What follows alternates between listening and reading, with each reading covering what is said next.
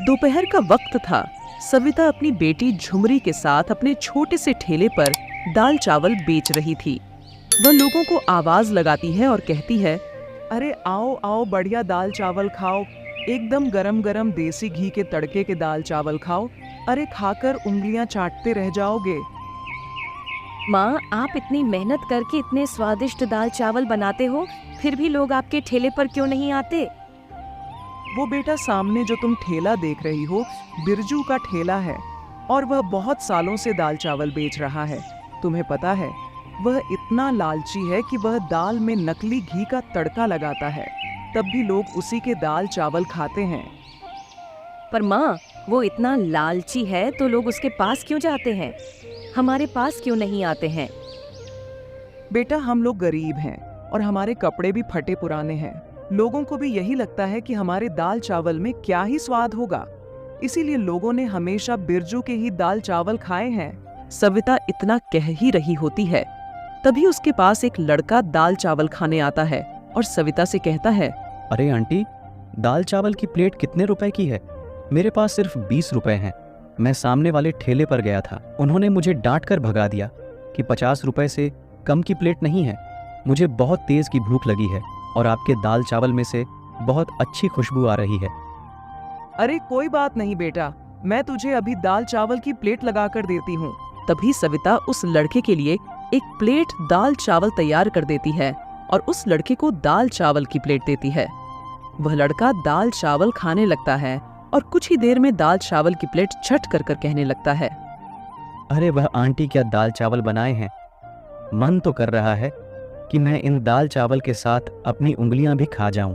Aunty, अच्छा हुआ कि मैं उस बिरजू के पास नहीं गया, वह तो बहुत लालची है। माँ, अगर ऐसे ही हर रोज हमारे पास 1-2 लोग दाल चावल खाने आएंगे तो हम अपने घर का खर्चा भी नहीं निकाल पाएंगे। अरे झुमरी बेटा, निराश नहीं होते, वक्त सबका बदलता है। आज हमारा बुरा वक्त है, कल अच्छा होगा। माँ, मैं थक चुकी हूँ ऐसे आपको गरीबी में मेहनत करते हुए देखकर। अरे हम दोनों इतनी गर्मी में चूल्हे के आगे खड़े होकर खून पसीना बहाकर पूरे दिन दाल चावल बनाते हैं, पर लोगों को उस लालची बिरजू के दाल चावल ही क्यों पसंद आते हैं? बेटा, वह तो ऊपर वाला ही जाने, हम तो गरीब लोग हैं, मेहनत के अलावा कर भी तो क्या सकते हैं। अगली सुबह दोनों माँ बेटी अपना काम शुरू करती हैं और दोनों दाल चावल बनाने लगती हैं। तभी उनके पास एक समझदार औरत आती है और उससे कहती है, सुनिए बहन जी, क्या चीज बेच रही हैं आप? मैडम, दाल चावल है देसी घी का तड़का लगाकर, बताओ कितनी लगा दूं? अरे आपके पास दाल चावल है यार। क्या क्या हुआ बहन जी? अरे मुझे दाल चावल नहीं, कड़ी चावल खाने थे। अरे जिसे देखो वह दाल चावल ही बेच रहा है। अरे बहन जी, इतने ज्यादा लोग दाल चावल बेच रहे हैं तो आप कैसे कमा लेती हो? मतलब मैडम, आप क्या कह रही हो, मैं समझी नहीं। देखिए, जैसे आप लोगों के सामने वो दाल चावल बेच रहा है तो आप भी उसकी तरह दाल चावल बेच रही हो। अगर आप दोनों एक ही चीज बेचोगे तो आप दोनों में से किसी एक की ही तो दुकान चलेगी। अगर आप दाल चावल की जगह कड़ी चावल बेचते तो सोचिए आपके ग्राहक कितने ज्यादा होते। देखिए मैडम, हम बहुत गरीब हैं और हमें बेसन और दही बहुत महंगी मिलती है और दाल मंदे में मिल जाती है, तो हम इसीलिए दाल चावल बेचते हैं। देखिए, बात तो आपकी ठीक है, लेकिन जो मुझे कहना था मैंने कह दिया। बाकी आपको जो ठीक लगे, लेकिन आपको इस गरीबी से निकलना है तो कुछ अलग करना पड़ेगा। इतना कहकर वह औरत वहां से चली जाती है। उस औरत की बात सविता के दिमाग में घुस जाती है। शाम को जब सविता अपनी बेटी के साथ घर जाती है तो उसकी बेटी बोलती है, माँ, किस सोच में डूब गई हो? बोलो, ऐसा क्या सोच रही हो? कुछ नहीं बेटा। अरे बेटा, बस सुबह से उस औरत की बात सोच रही हूँ। अरे माँ, किस औरत की बात कर रही हो? कौन सी औरत? अरे वही औरत जो सुबह कड़ी चावल खाने आई थी, बोल रही थी कि दाल चावल हर जगह आसानी से मिल जाते हैं, लेकिन कड़ी चावल नहीं मिलते। तो माँ, हम कड़ी चावल ही बेचते हैं, क्या पता लोगों को वह पसंद आ जाए और हमारे आसपास कोई कड़ी चावल वाला भी नहीं है। पर वही बात बेटा, कड़ी चावल के लिए बेसन और दही कहाँ से लाए, तुझे पता नहीं है क्या? दही और बेसन कितना महंगे हैं। माँ, आपने जो पैसे जोड़े हैं उनको अब निकालने का वक्त है। अरे शायद ऐसे ही वक्त के लिए थे वो। पर बेटा वह पैसे मैंने तेरी शादी के लिए जोड़े थे, मैं उन्हें ऐसे खर्च नहीं कर सकती। माँ, अगर हम ऐसे ही चलते रहे तो सोचो इस गरीब लड़की से शादी कौन ही करना चाहेगा। माँ, आप मेरी शादी की चिंता मत करो, इन पैसों को हमें काम को आगे बढ़ाने में लगाना पड़ेगा।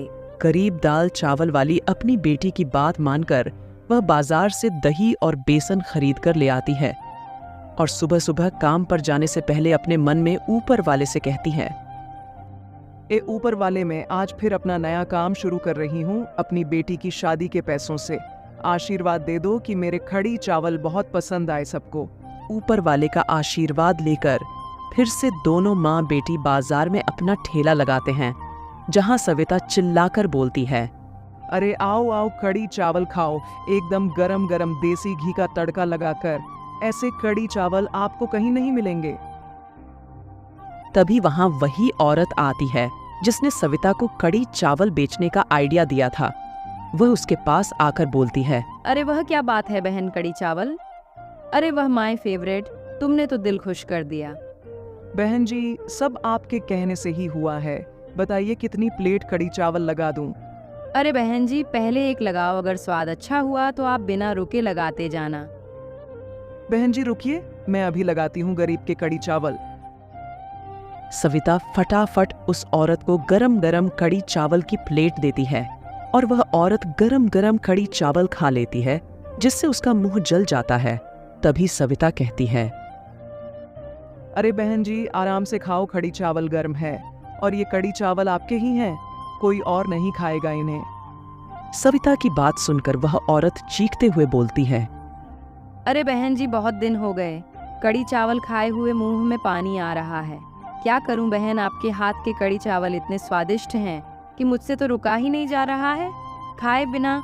और इस पर जो देसी घी का तड़का लगा हुआ है, 4 चांद लगा देता इसमें है। तुमने तो मुझे अपने हाथ के कड़ी चावल का फैन ही बना दिया। जल्दी से 2-3 प्लेट और लगा दो कड़ी चावल की। उस औरत की बात सुनकर आसपास के लोग भी कड़ी चावल खाने के लिए वहां आने लगते हैं और उसके कड़ी चावल की खुशबू पूरी मार्केट में फैल जाती है और धीरे धीरे सभी लोग उसके कड़ी चावल खाने के लिए आने लगते हैं। अरे वह क्या स्वादिष्ट कड़ी चावल हैं, एकदम लाजवाब। अरे हमें पता होता, इतने कम दाम में इतने बढ़िया खड़े चावल यहाँ मिलते हैं, वह भी देसी घी का तड़का लगाकर, तो हम उस बिरजू के यहाँ नहीं जाते दाल चावल खाने। मैं तो अब हर रोज आया करूंगा यहाँ कड़ी चावल खाने। उसकी बात सुनकर दोनों ही माँ बेटी बहुत खुश होती हैं और ऐसे ही उनकी बिक्री में बढ़ोतरी होती रहती है और धीरे धीरे वह अपनी गरीबी से बाहर निकलकर अपना एक छोटा सा ढाबा भी खोल देती है, जिसमें वह बढ़िया और देसी घी के तड़के के साथ कड़ी चावल बेचा करती थी। तो दोस्तों, कैसी लगी आपको यह हमारे गरीब सविता के कड़ी चावल की कहानी? कमेंट कर जरूर बताएं कि आपको कौन सा खाना पसंद है और हमारे चैनल को सब्सक्राइब जरूर कर ले।